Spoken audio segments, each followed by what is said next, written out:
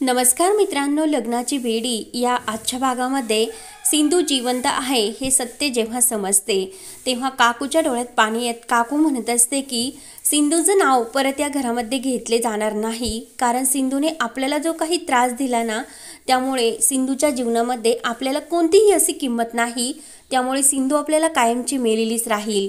ते ऐकून अन्वीला तर खूप राग येतो। अन्वी म्हणत असते की स्टॉप इट आजी, कायम तू सगळं क्रेडिट त्या ईलाच देत असते म्हणजे मधूला, आणि सर्वात जास्त सिंधू मामीला या घरामध्ये तूच छळले आणि तुझ्या त्रासालाच कंटाळून ती हे घर सोडून निघून गेली। त्या त्रासाला कंटाळूनच सिंधू मामी हे घर सोडून निघून गेली।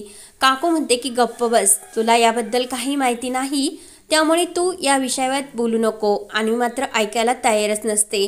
सिंधूची बाजू घेऊन ती काकूला चांगली खडसावत असते। अन्वी म्हणत असते की तुम्हाला काय वाटते की लहान मुलांना आम्हाला काही समजत नाही, पण आम्हाला सर्व समजत असते। आणि सिंधू मामीला तू किती त्रास दिला असेल, कारण स्वतःच्या मुलीला सुद्धा म्हणजे माझ्या आईला सुद्धा तू चांगली वागणूक दिली नाही, मग सिंधू मामीला तर काय, सिंधू मामीला तर खूप अशी वाईट तू वागणूक दिली असणार, म्हणूनच ती हे घर सोडून निघून गेली। माझ्या आईला तू जसे वेडे केले तसं तू सिंधू मामीला सुद्धा वेडेच केले असते, पण बरं झालं त्या अगोदर सिंधू मामीला हे सर्व समजलं आणि ती हे घर सोडून निघून गेली। घरातील सर्वांना मात्र हे बोलणे ऐकून वाईट वाटत असते आणि काकूला तर अन्वीचा खूपच राग येतो। तेव्हा ऋतुराज हा अन्वीला गप्प करतो आणि राजश्रीला म्हणतो की राजश्री वहिनी तुम्ही शांत व्हा, ती बाई आपली सिंधूच आहे का हे आपल्याला माहिती नाही। सिंधू गेल्यानंतर ते दुःख आपल्याला पचवता पचवता किती नाकीदम आले होते, अजून ते दुःख सुद्धा आपण विसरलं नाही आणि तिने आपल्याला साधं कळवलं सुद्धा नाही। का अशी वागली असेल सिंधू, इतकी मोठी चूक सिंधूने का केली असेल? रत्नाकर म्हणतो की चूक नाही, काहीतरी काळजीची बाब असणार आणि एकदा तरी सिंधू बरोबर या विषयावर बोलायला हवं।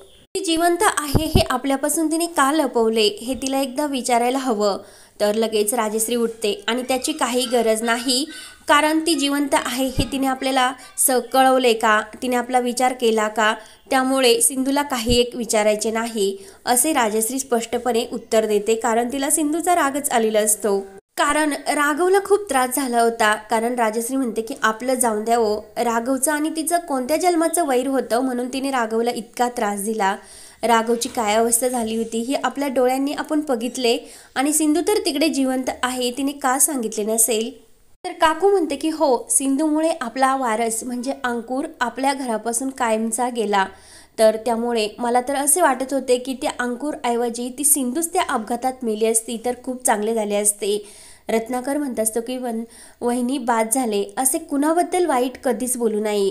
काकू म्हणते की अरे रत्नाकर, काय चुकीचं बोलते मी इतकं, सिंधू तिकडे जिवंत होती, नव्याने तिने आयुष्याला सुरुवात केली आणि इकडे आपल्या राघवची काय अवस्था झाली होती हे विसरलात का तू? तिची मुलगी ती सावी आणि ती आनंदात राहतात, मी त्या सिंधूला कधीच माफ करणार नाही। राघव म्हणतो की बाद झाले, सिंधू आत्तापर्यंत या घरामध्ये आपल्यासाठी मेली होती आणि इथून पुढे सुद्धा ती आपल्यासाठी मेलेलीच राहील आणि परत या घरामध्ये कोणी सिंधूचं नाव घ्यायचं नाही असे बोलून राघव आतमध्ये निघून जातो। त्यानंतर इकडे मंगेशला सिंधूने जो काही पोलीस ऑफिसरचा ड्रेस आणण्यासाठी सांगितलेला असतो, तर मंगेश तो ड्रेस घेऊन आलेला असतो आणि लगेच तो सावीकडे तो ड्रेस देतो। सर सिंधू विचारते की अरे मंगेश काय आहे, तेव्हा मंगेश म्हणतो की अगं सरप्राईज आहे, म्हणजे ते आमचं सिक्रेट आणि लवकरच तुला ते समजेल। तेव्हा सावी ही खुश होऊन आतमध्ये जाते आणि सिंधू ही मंगेशला चहाच देत असते, तेवढ्यात सावी एक मस्त असा पोलीस ऑफिसरचा ड्रेस घालून येते।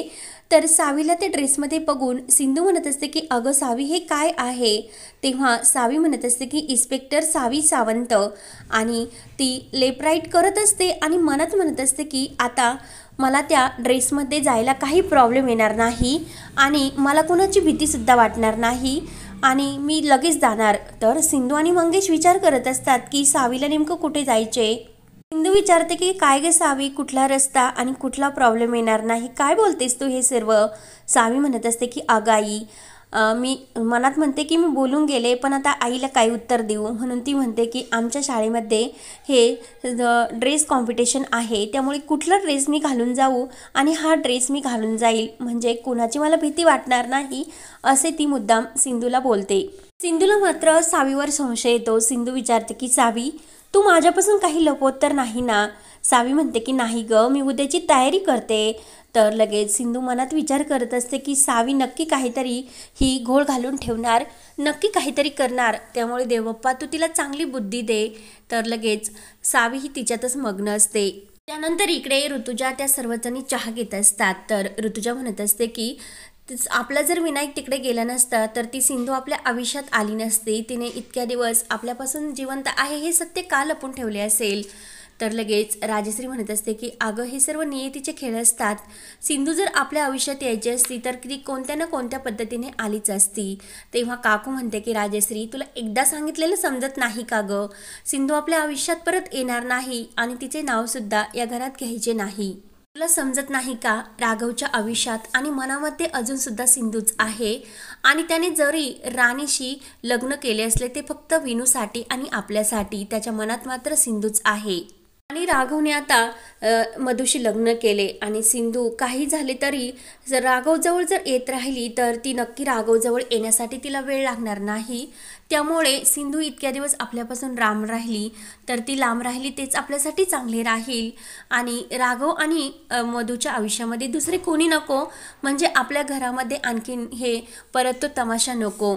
तेव्हा मात्र ऋतुजा म्हणत असते की आता त्या सिंधूच्या मुलीची आणि आपल्या विनायकची तर चांगली गट्टी जमली, म्हणजे ते नक्की ती सिंधू कोणत्या ना कोणत्या मार्गाने आपल्या इकडे येण्यासाठी येतच राहणार आणि ती नक्की आपल्या घरात परत येणार.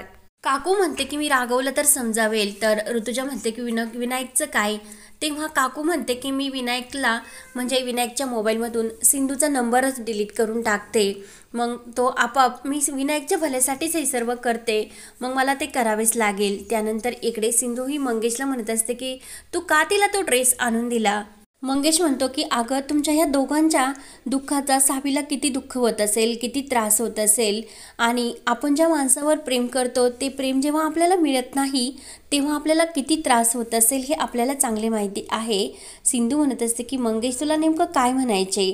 मंगेश म्हणत असतं की सिंधू, मी सावीला गिफ्ट दिली याचा तुला राग आला नाही, पण सावी ही राघवसारखे वागते त्या गोष्टीचा तिला त्रास होतो. पण तुमच्या दोघांमुळे तिच्या मनाला काय त्रास होत असेल, राघव आल्यापासून आज पहिल्यांदा मी सावीला इतक्या आनंदात बघितले, त्यामुळे तू प्लीज तिचा हक्क तिला दे, तिला सर्व काही सांगून टाक. त्यानंतर इकडे विनायक आपल्या रूममध्ये मोबाईल बघत असतो आणि काकू तेथे येते. काकू म्हणते की विनायक, यापुढे तू त्या सावीचा नंबर तुझ्या मोबाईलमधून काढून टाक. विनायक म्हणतो की का आजी, हे काय बोलतेस तू?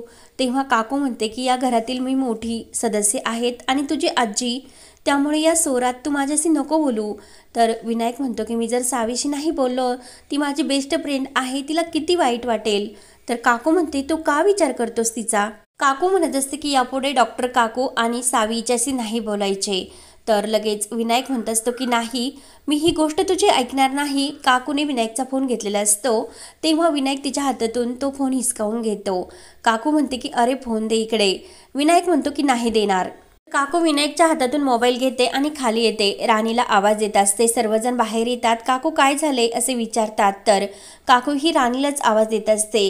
विनायक सुद्धा बाहेरून पायरीवरून येत असतो. तर राणी बाहेर येते आणि काकू काय झाले असे विचारते. तेव्हा लगेच काकू म्हणते की ह्या विनायकच्या मोबाईलचा पासवर्ड मला दे, कारण त्यातून मला त्या सावीचा नंबर डिलीट करायचा.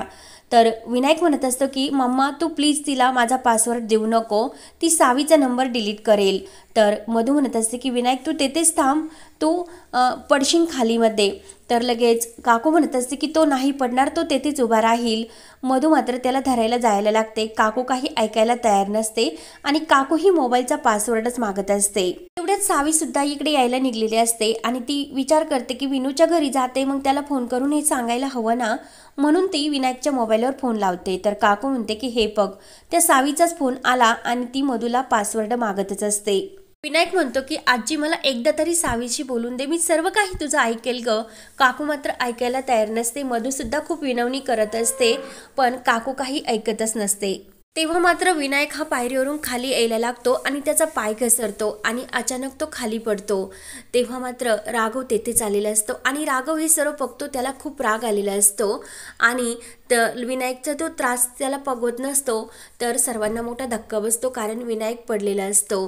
त्यानंतर इकडे सावीसुद्धा निघलेली असते कारण तिकडे काहीतरी घोळ झाला असणार, विनायकने माझा फोन कट केला म्हणून मला लगेच जावं लागेल म्हणून ती सुद्धा घाईने निघते। तर हा भाग येथे संपतो। पुढील भागामध्ये काकू म्हणत असते की इतक्या परक्या मुलासाठी तू माझ्यावर रागवतोस का रे? तर लगेच राघव म्हणत असतो की नाती ही महत्त्वाची असतात, ती रक्ताची नसली तरी मनाने असतात आणि विनायकचं माझं तेच नातं आहे।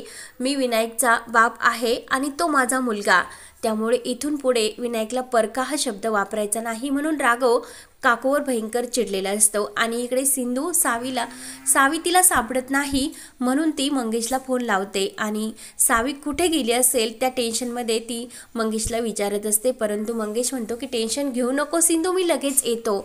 तर आता सावी इकडे रत्नपारखी कुटुंबात येणार का ते पाहण्यासाठी चॅनलला नक्की सबस्क्राईब करत रहा। धन्यवाद।